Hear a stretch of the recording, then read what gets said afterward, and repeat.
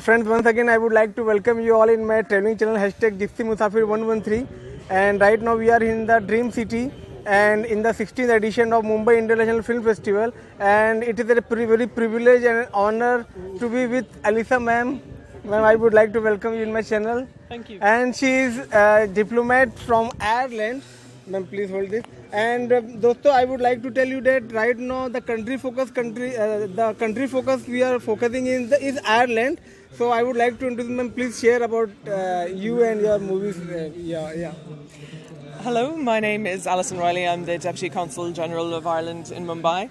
And we've been working with the Mumbai International Film Festival over the last 10 months or so to produce a package of Irish films as part of the festival programme. So we've had 6 documentaries and 1 animation. And it's been a great pleasure to be able to introduce Mumbai audiences to Ireland and to our culture and to the interests that Irish people have and what kind of topics they like to cover in their documentaries. So we've covered everything from surfing in a small town off the west coast of Ireland to a story about a man who survived the Nagasaki bombing and his family's search for his history, to the story of the Voyager program with NASA. And I think the documentary you were particularly taken with was Gaza, where 2 Irish filmmakers went to Gaza. And basically it's an immersive film where local people living in Gaza were just given the opportunity to talk about their lives and their hopes and dreams without any particular comment on the political situation. It was just a very human documentary about the situation they're living in now. Yeah, it was a very spellbound movie, what I felt after watching Gaza. So ma'am, I would like to know more about Gaza, exactly what were the pain might have been achieved from the director, definitely something like that. And please ma'am, throw some light, if any other part if you want to add about the movie Gaza. Apart from that, well, I suppose, Gaza is a hard place, I suppose, to make films in because it is under a blockade, as in there are 2 exit points out of Gaza, one into Egypt and one into Israel, and both of them are blocked at the moment. So the economic situation for the people in Gaza, and also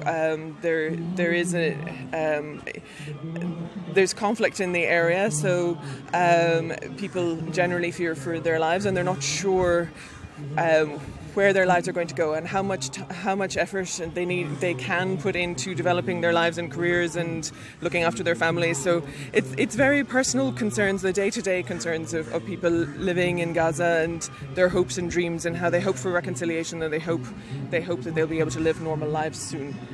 Okay ma'am, right now moving ahead, next I would like to ask you that what is your experience in about MIFF? Yes, you had told that you have been coming here for more than a decade. So you might have been seeing exactly the tremendous transformation also. Whatever your experience, please. This is actually my first MIFF, but it's been a fantastic experience working with Films Division here and developing this programme.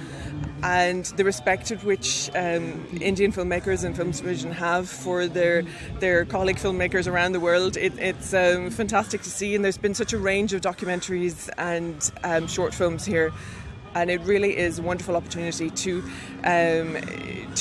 allow different cultures to start that conversation about their own culture, what things are of interest to them, what's important to different people, and to also see how we're all very much interested in the same kind of things that and how many values we share rather than there's more. We have more in common than we don't, I suppose, is the great thing about international festivals. You get to learn a lot, but you also get to appreciate your fellow human beings more and really get a feeling about all our shared humanity through documentaries especially. Moving ahead, ma'am, one more thing I would like to say that you are looking gorgeous in our Indian traditional dress.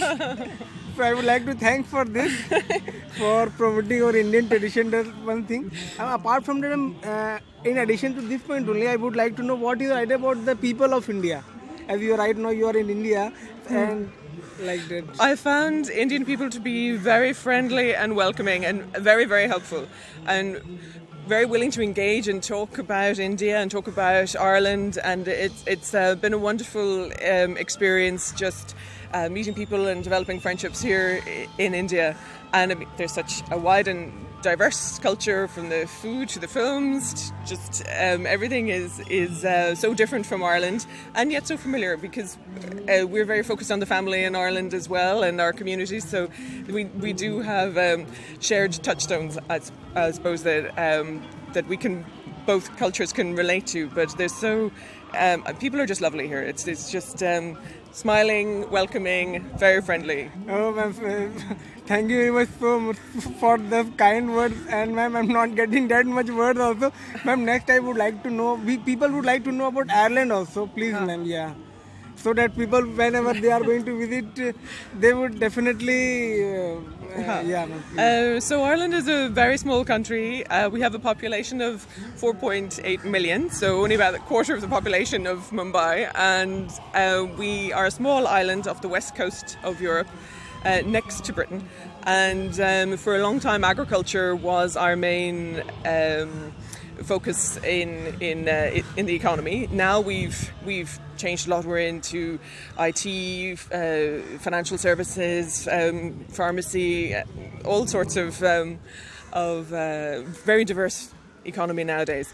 And perhaps you would have seen some of our scenery in like Star Wars and Game of Thrones. They were filmed in Ireland, so you may have seen Ireland and its scenery without realising it.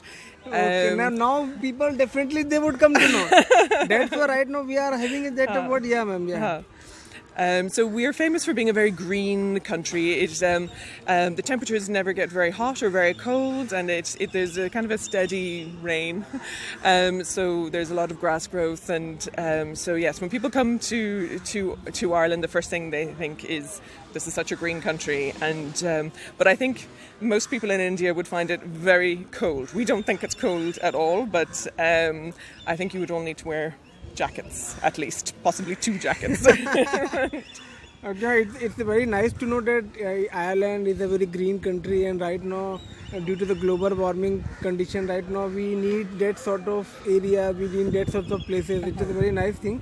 Ma'am, next I would ask you that, as you told that you are a diplomat here, so ma'am, what exactly is the role of diplomat?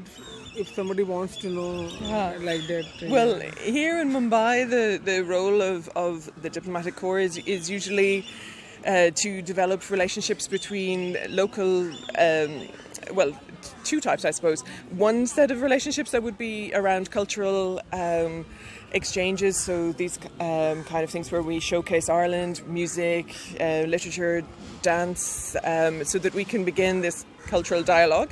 But also the other side is trade.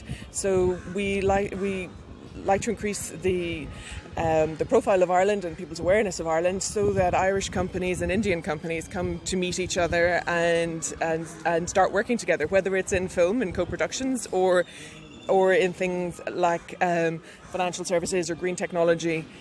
So it's a kind of a varied role in a diplomatic role, but also we're here to support Irish citizens who are either tourists in India or who are business people in India, to try and make sure that their time here is smooth, and if they need assistance, that we can offer it to them. Oh, that's amazing to know exactly what challenging part and diplomat is playing, just creating some sort of bridge between 2 countries.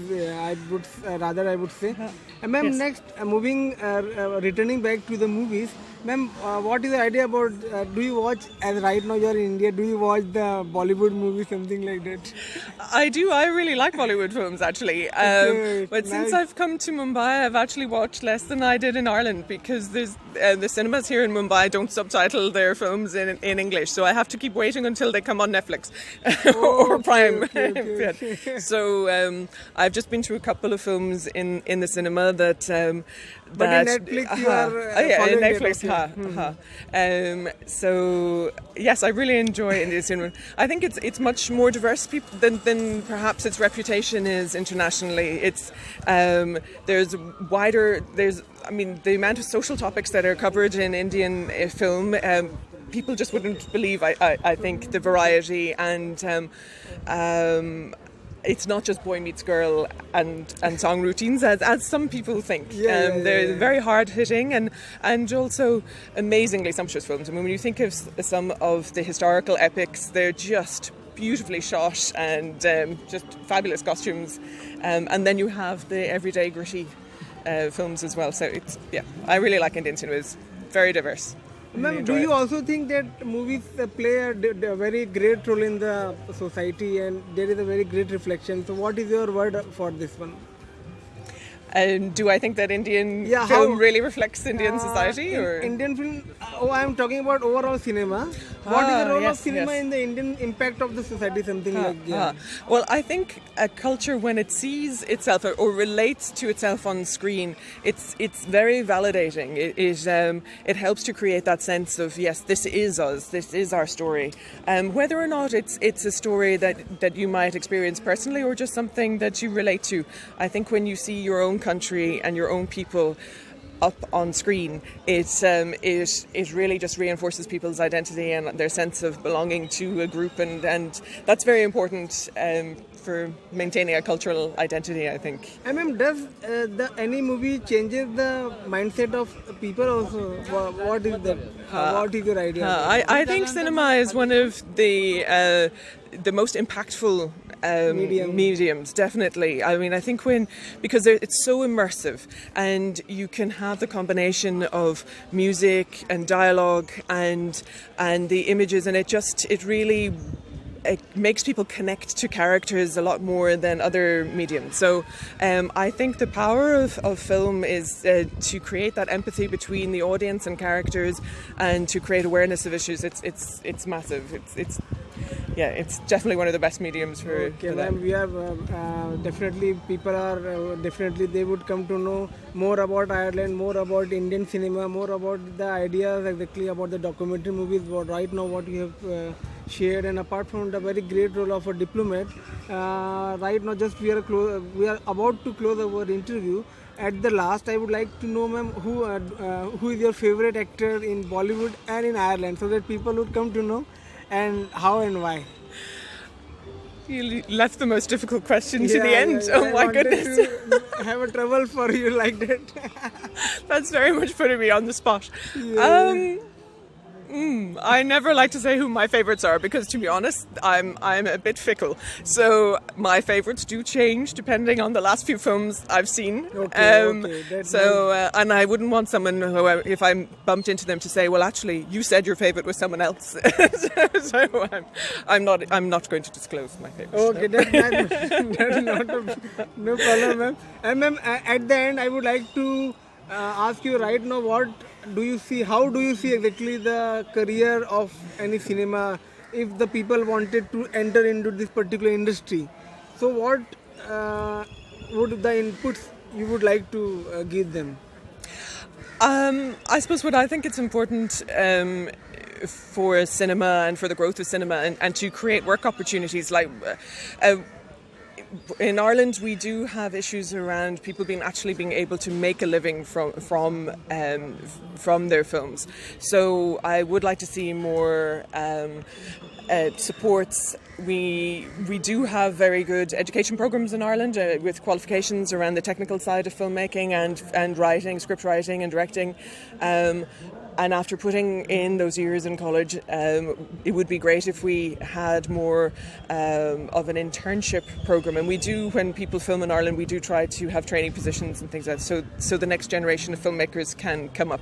And again, government supports. This is, I think, cinema is such an important part of our culture nowadays. It's really important that states financially support filmmakers, especially in the least commercial sectors. I think that the documentaries and short films really need financial support for people so that they can dedicate their time to the making their art. You know, the creative process needs to be supported.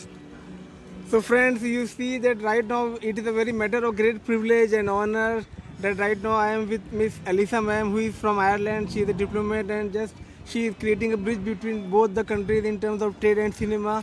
And right now, definitely, friends, you would have come to know exactly what are the main inputs exactly if somebody wants to make a film in Ireland or something like that.